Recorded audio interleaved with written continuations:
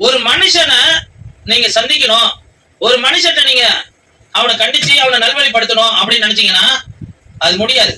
அது எப்ப முடியாது? நீங்க பரிசுத்தமா இருந்து நீங்க ஆவிக்குரிய வாழ்க்கையில பலமா இல்லாம நீங்க இன்னொருத்தனை ஆவிக்குரிய பலத்துக்கு நேரம் நடத்த முடியாது.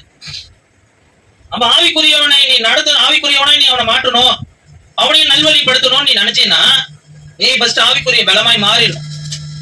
எல்லாரும் ஆவிக்குரிய பலன் இல்லாமலே வசனம் மட்டும் மனசுல இருக்கும். அந்த வசனத்தை எடுத்து போய் சொல்லிக்கிட்டு இருப்பாங்க, நீ ஏசப்பாவை தேடுப்பா, நீ ஏசப்பாவை தேடினீன்னா உனக்கு ஆண்டவர் இப்படி செய்வாருப்பா அப்படி செய்வாருப்பா. ஆனா இவன் யாரா இருப்பான்?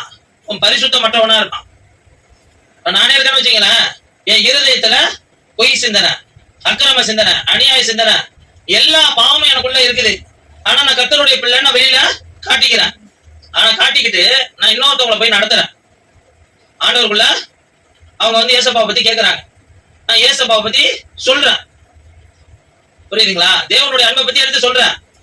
ஆனா நான் யாரா இருக்கேன்? பரிசுத்தமற்றவனா இருக்கிறேன். அப்ப பரிசுத்தமான வார்த்தையை நான் சொல்றேன். அப்ப அங்க என்ன ஆகுதுங்க? அங்க பிசாசனால வஞ்சிக்கப்படக்கூடிய குணம் அவங்களுக்கு உண்டாகும். அவங்க அதை என்ன செய்வாங்க? அதை வீணா கீழே போட்டு போயிடுவாங்க. புரியுதுங்களா? நாய் என்ன செய்யுங்க? நாய்க்கு பத்தி என்ன போட்டிருக்கு? நான் சாப்பிட்டத திரும்பி அது கக்கினதை திரும்பி தின்னக்கூடிய ஒரு மன சுபாவம் உடையது. அந்த போல அந்த ஊழி அந்த இடத்துல நடந்துவிடும். இதெல்லாம் நம்மளுடைய பலவீனத்தை காட்டுது. பண்டிகிட்ட போய் முத்துக்களை போய் பண்டிகிட்ட போட்டா அதுக்கு என்ன தெரியும்?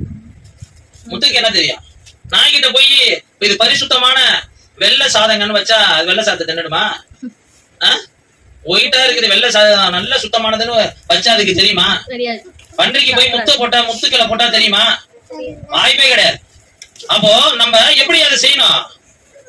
நம்ம பரிசுத்தமா இருந்துட்டு நம்ம பரிசுத்தமானதை சுமந்து கொண்டு தேவனுடைய வார்த்தையை சுமந்து கொண்டு கொண்டுட்டு போய் ஒருத்தவங்கள்ட்ட கொடுக்கும் போது அது பரிசுத்தமான கிரியைகளை பண்ணும். அல்லேலூயா.